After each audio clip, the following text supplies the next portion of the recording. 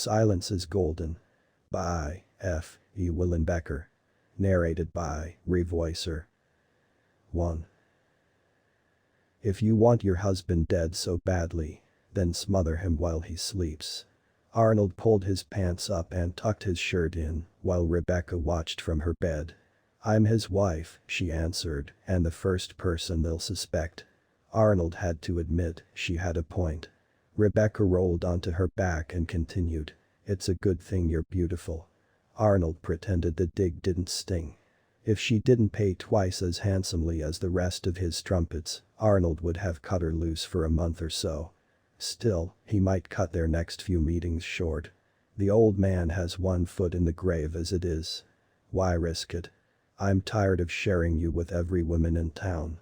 And want you to myself. Are you asking me to marry you? She smiled.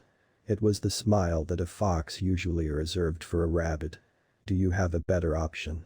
The strumpet had a point. Aside from being the richest of his clientele, Rebecca was also the prettiest. Her mother had her trained by courtesans to keep her figure through exercise, as well as keeping a man satisfied with various tricks of their trade. The rest were well past their prime, which peaked far too soon due to the sedentary lives their husbands' fortunes afforded them. Arnold, though beautiful in his youth, was now considered distinguished and knew he was very near the end of his own prime. Rebecca's offer just might be the retirement he needed. Arnold spent the next few months considering his options. Killing Nathaniel would be easy. Getting away with it would be a different story. He had no delusions about Rebecca. If it came down to it, she would send him to the gallows like the cat's paw he was, and have his replacement in her bed before his blood was even cold. He'd considered feigning a robbery.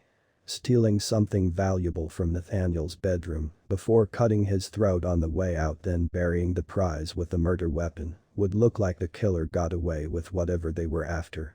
The problem was the old man never talked about where he kept his goods. Taking that route would implicate Rebecca and hang Arnold for sure. It had to look like an act of nature. He finally settled on a method. Arnold set out into the woods to find his quarry, which was most active around dawn and dusk. He looked all morning until he found what he had been looking for. The gray wolf spider wasn't the most venomous spider in the forest, but it was the most aggressive and potent enough to kill a feeble old man. On his way home, Arnold noticed Bennett, Rebecca and Nathaniel's son delivering messages through the town. Even though Bennett was only 9 years old, Nathaniel had insisted on not giving the boy an allowance to encourage him to learn how to make his own money. That night, after satisfying Rebecca, Arnold crept into Nathaniel's bedroom to make his delivery and let Providence do the rest. Arnold married Rebecca 3 months after Nathaniel was buried. Then the first letter came. Using the spider was sloppy. You could have gotten somebody else killed. If you want my silence, I want 5 gold tenants per month or I go to the authorities. 2. Arnold paced the floor while he stared at the letter and asked himself who knew. The boy could have known. He certainly could have given the information to somebody in the hope of getting justice for his father. Bennett always steered clear of Arnold, and being a runner also gave him access to any number of adults. Arnold waited for the servants to go home for the day before going to the boy's room. Bennett put his back against the wall with a knife he had pilfered from the kitchen. Arnold locked the door and took off his belt. You know. I know you know. It'll be less trouble for the both of us if you tell me who you told. Nobody, the boy said. I just wanted to flush out your confession so I could go to the authorities. Arnold shook his head. The hand was too refined for a child. Bennett must have sensed what was coming because he charged at Arnold. He knocked the blade from the little hand with the belt before questioning the boy in between strikes, until his mother unlocked the door and shielded him from any further punishment. He knows Rebecca. And he's gonna send us to the gallows. She rounded on him, her once lovely mouth curled up in a snarl. You're a monster, and the gallows are too good for you. There was nothing else for it.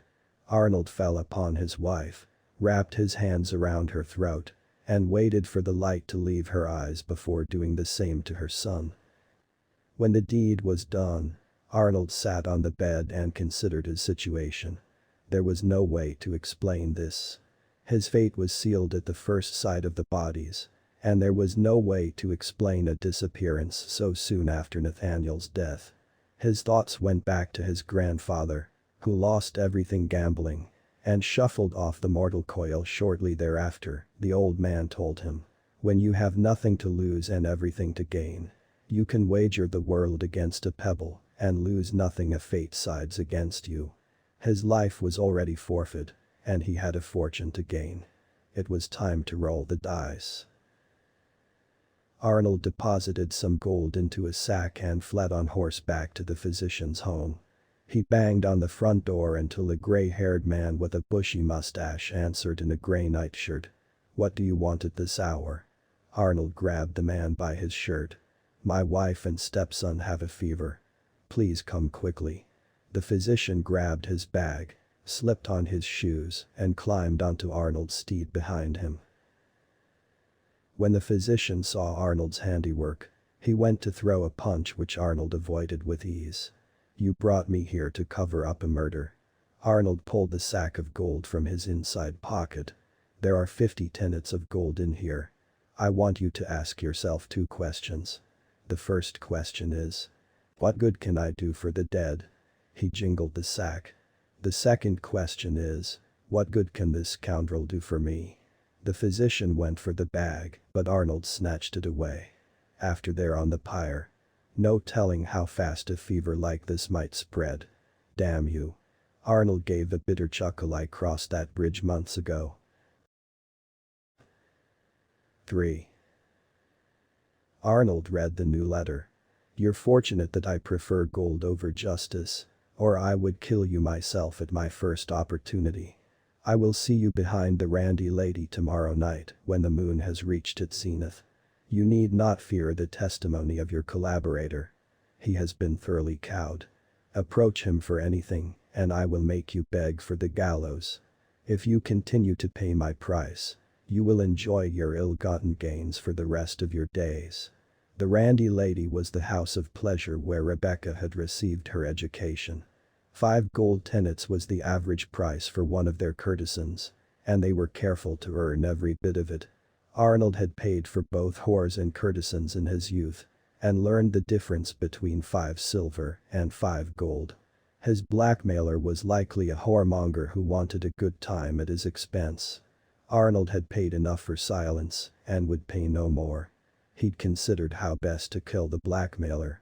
A garret was silent and would be ideal if he knew his target were weaker than himself. He needed to strike quickly but silently and make sure there would be no witnesses. Arnold waited behind the Randy Lady at the appointed time, with both hands in his coat pockets. He only had to wait a few moments. A too thin, poorly dressed man with mousy hair and a rat's face strolled around the corner. His deep resonant voice had no business coming out of such a face. "Good evening, Arnold."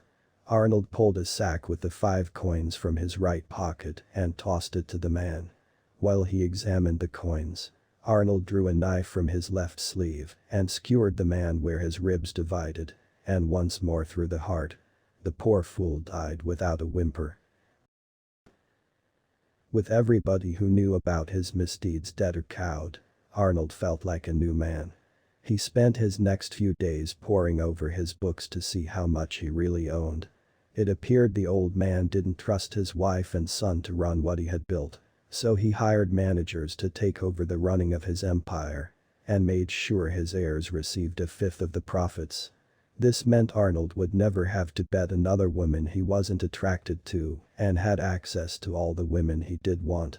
And he would have them all. His jubilation was cut short when another letter came to him. As odd as it would seem, my friend had a family that he was trying to support by acting as my emissary. In order to keep his widow from turning you in, I interceded on your part. However, it will cost you an extra 5 gold tenets per month. You will return to the appointed place at the appointed time next month, with 15 tenets of gold. 5 for this month's payment, 5 for next month, and 5 for my friend's were guild.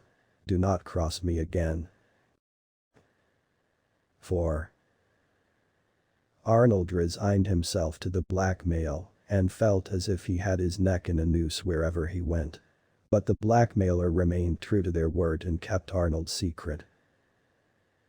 To keep up appearances, Arnold waited a year before he began to carouse openly.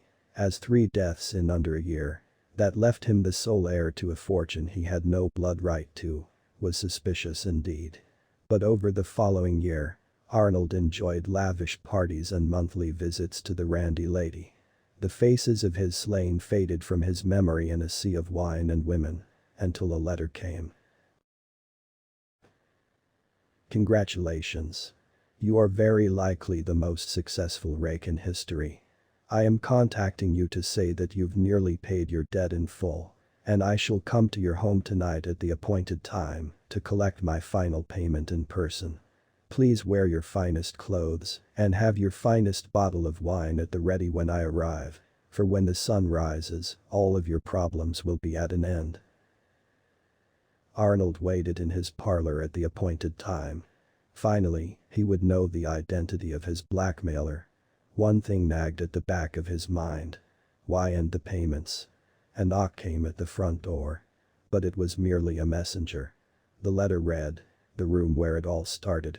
Arnold took the wine upstairs to Rebecca's room and found a gray-eyed young man no older than 16. With dark brown hair and the most featureless face he had ever seen sitting in one of 2 armchairs. Arnold met the youth's gray eyes and chilled his blood, even before he noticed the blotchy black and gray hooded tunic and pants. The blackmailer gestured to the empty seat, which Arnold took. The young man smiled a predatory smile. "You have enjoyed your fortune." "Yes." "Good." Arnold tossed the young man his coins. "Why are you here?" "You paid for this meeting." Arnold's bowels began to liquefy. "When?" "Let me begin at the beginning. The son of your mistress had a habit of listening at keyholes. Young boys are so curious. And he hired you to kill me. He tried, but couldn't afford me. How did he find you?" "As a runner. He became acquainted with many undesirables. But we digress. Young Bennett gave me the idea of charging you for the cost of your execution, under the pretense of blackmail. Go on, drink up."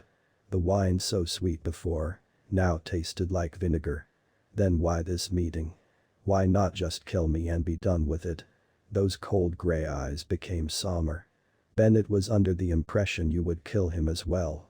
But he wanted you to know he was the architect of your destruction, and that you did not escape justice. The price has been paid, and the message delivered. Now, down to business." Thank you for listening to Silence is Golden by F.E. Willenbecker. If you enjoyed this short story, please like, share and subscribe. If you want to thank the author in a more monetary fashion, please spend $1 and buy a book. You can find them on Kindle, Apple, and Nook.